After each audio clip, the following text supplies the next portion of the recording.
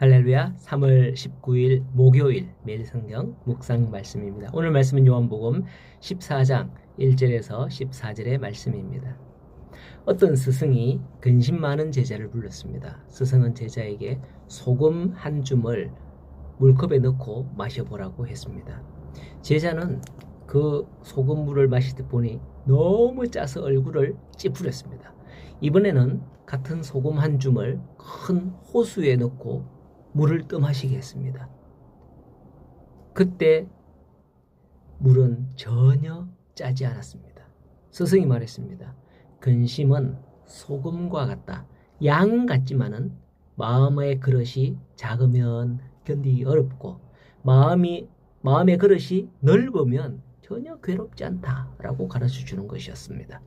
그렇습니다. 근심의 크기보다 마음의 크기가 중요하다라는 걸 가르쳐주는 예화죠. 혹시 여러분들은 어떤 일로 근심하고 계실까요? 그 근심을 이길 수 있는 방법은 무엇인지 이 예화에서 느낄 수 있겠죠? 오늘 말씀 1절을 보면 너희는 마음에 근심하지 말라. 하나님을 믿으니 또 나를 믿어라 라고 제자들에게 말씀을 합니다. 예수님께서 제자들에게 이런 말씀을 하신 것은 그들이 비로소 이제 주님께서 십자가의 죽음을 통해 그들 곁을 떠나 가실 것임을 어렴풋이나마 알게 되었기 때문입니다. 제자들은 지금까지 믿고 의지해왔던 그 예수님께서 자기들 곁을 떠나시게 되리라는 사실을 직감하게 되면서부터 불안과 두려움을 느끼며 웅성이기 시작했던 거예요. 이러한 제자들을 향해서 너희는 마음에 근심하지 말라 하시는 거죠. 성도들도 이 세상을 살아가는 동안 두려움과 불안, 근심과 걱정에 사로잡힐 때가 한두 번이 아닙니다. 그리고 그럴 때마다 흔히 내게 좀 더 많은 돈, 좀 더 많은 재산 이런 게 있었다면 이런 걱정, 근심은 하지 않아도 될 텐데 라고 말하는가 하면 사회적 지위나 건강만 있더라도 내가 아무 염려 없을 것이다 라고 생각하기도 합니다. 하지만 정말 우리가 생각한 대로 더 많은 돈이나 재산이 있으면 그 모든 염려와 근심이 말끔히 사라집니까? 아니에요. 오히려 부자는 그 재물로 인해서 잠을 못 잔다라고 성경에 기록되어 있죠. 또 높은 지위에 있는 사람일수록 일 때문에 스트레스가 이만저만이 아니랍니다. 오히려 염려와 근심이 그만큼 많아진다는 거죠. 예전에 전 세계 각국 중에서 어느 나라가 행복지수가 가장 높은지를 조사한 결과를 들었던 걸 기억합니다. 어떤 나라였을까요? 대부분 미국이나 유럽의 선진국이다라고 생각하겠지만 아니랍니다. 세계에서 국민들의 조사에 의하면 세계에서 가장 못 사는 축에 들어가는 방글라데시 같은 나라, 아프리카의 빈국 이런 나라들이 상위권에 자기들이 가장 행복하다 하는 등수에 들었다고 그래요. 부유하다고 생각하는 나라는 아니라는 거죠. 개인도 마찬가지라는 겁니다. 예수님께서는 근심하는 제자들을 향해 하나님을 믿으니 또 나를 믿으라 하시면서 이어서 하시는 말씀이 내 아버지 집에 거할 곳이 많도다. 내가 너희를 위해 거처를 예비하러 가노니 가서 너희를 위하여 거처를 예비하면 내가 다시 와서 너희를 내게로 영접하여 나 있는 곳에 너희도 있게 하리라 라고 하십니다.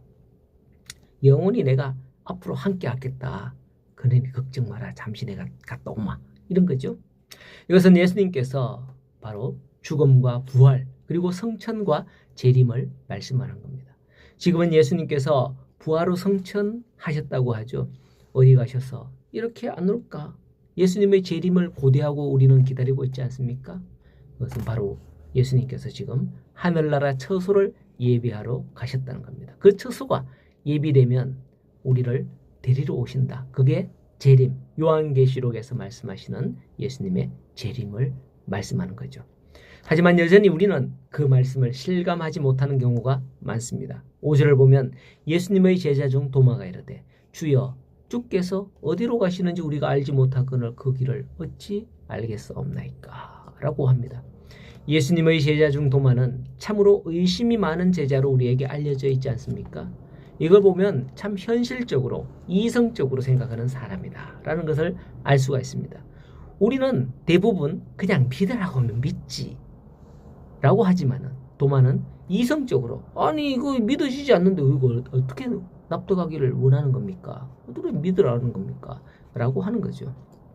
그런 도마를 예수님은 책망하지 않습니다. 오히려 진리를 가르쳐 줍니다. 6절에 내가 곧 길이요 진리요 생명이니 나로 말미암지 않고는 아버지께로 올 자가 없느니라. 너희가 나를 알았더라면 내 아버지도 알았으리라. 너희가 그를 알았고 또 보았느니라 라고 하죠. 오직 예수님만이 생명이신 하나님께로 갈 수 있는 길과 통로라는 거예요. 다른 길은 없습니다. 뒤이어 빌립도 말합니다. 주여 아버지를 우리에게 보여주시옵소서. 그러면